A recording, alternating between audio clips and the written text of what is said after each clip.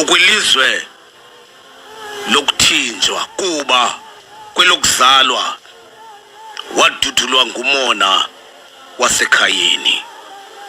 Mphulaphuli, umona uqhelekile, kodwa owekhaya nabo uzalwa kunye nabo uhlabanzulu negazi lomona wekhaya kwelonxeba lophela ngaphakathi.